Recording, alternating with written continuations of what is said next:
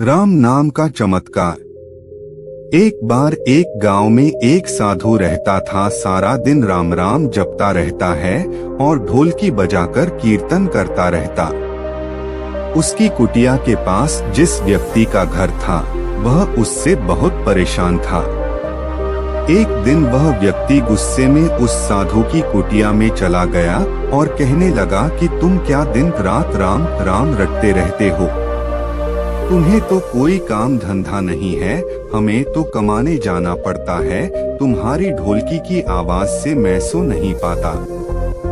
साधु कहने लगा, तुम भी मेरे साथ राम राम जप के देखो, तब तुम्हें पता चलेगा कितना आनंद आता है। वह व्यक्ति ने थोड़ा खींचकर कहा, अगर मैं तुम्हारे साथ राम राम जपता हूँ तो क्या तुम्हारा राम मुझे खाने के लिए रोटी देगा? साधु कहने लगा कि मुझे तो राम नाम की लगन लगी है, मुझे तो राम जी की कृपा से हर रोज भोजन मिल ही जाता है।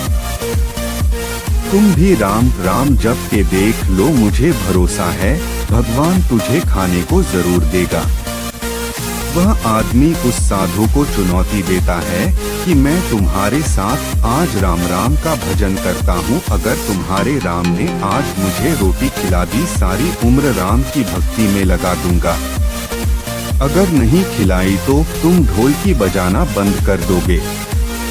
साधु कहता है कि मैंने तो निष्काम भाव से प्रभु राम की भक्ति की है, लेकिन फिर भी मुझे तुम्हारी चुनौती मंजूर है। वह व्यक्ति साधु के साथ बैठकर राम राम का जाप करता है और मन में निश्चय करता है कि चाहे कुछ हो जाए मैं आज भोजन नहीं करूंगा। देखता हूँ इसका राम मुझे कैसे भोजन कराता है। राम राम का भजन करने के बाद वह सोचता है कि अगर अब मैं घर जाता हूँ तो मेरी माँ और बीवी मुझे खाने को कहेंगे और मुझे रोटी खानी पड़ सकती है। लेकिन मुझे साधु को चुनौती में हराना है, इसलिए वह घर जाने की बजाय गांव के पास के जंगल में चला जाता है। जंगल में एक पेड़ पर चढ़कर बैठ जाता है। वह सोचता है कि मैं सारा दिन इस पेड़ से उतरूंगा ही नहीं, अन्न का दाना भी नहीं खाऊंगा। इस तरह मैं साधु को हरा दूंगा और उसका ढोलकी बजाना बंद हो जाएगा। कुछ देर बाद उस जंगल से एक बंजारों की टोली गुजरती है। उन्हें भूख लगी होती है तो बंजारों का सरदार कहता है कि आग जलाकर यहीं पर खाना बना लो, अब खाना खाकर ही आगे बढ़ेंगे। खाना बनकर तैयार हो जाता है। बंजारे खाना खाने ही वाले होते हैं कि इतनी देर में बंजारों को सूचना मिलती है कि पीछे से डाकू आ रहे हैं। तो बंजारों का सरदार कहता है कि हमें यहाँ से चले जाना चाहिए, डाकू हमारा सब कुछ लूट सकते हैं। वे बंजारे खाना वहीं पर छोड़कर चले जाते हैं। वह आदमी पेड़ पर चढ़ा सब कुछ देख रहा था। कुछ समय बाद डाकू वहां पहुंच जाते हैं। भोजन को देखकर डाकू कहते हैं कि खुशबू तो बहुत अच्छी आ रही है, लेकिन यह भोजन किसने फिर बनाया?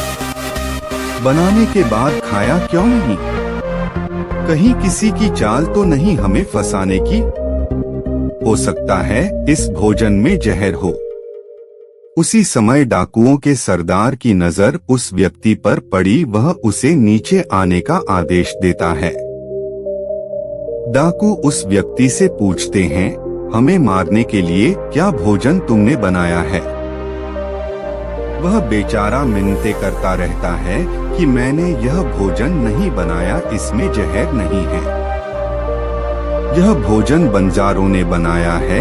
आपके आने की खबर सुनकर वह जहां से भाग गए, लेकिन डाकुओं के आगे उसकी एक नहीं चलती। डाकू से कहते हैं कि अब तुम्हें यह भोजन खाकर दिखाना पड़ेगा, क्योंकि हमें लगता है कि तुमने ही यह भोजन बनाया है और इसमें जहर मिलाया। अब तुम ही सबसे पहले यह भोजन खाएंगे। वह जिद पर अड़ा रहता है, मैं यह भोजन नहीं खाऊंगा, किसी कीमत पर नहीं खाऊंगा। डाकुओं का शक और गहरा हो जाता है। वे बंदूक की नोक उसके सिर पर रखकर कहते हैं, तुझे यह भोजन खाना पड़ेगा, नहीं तो गोली खानी पड़ेगी। वह व्यक्ति भोजन कर रहा है और साधु को याद करते करते आंसू उसकी आंखों से बह रहे थे।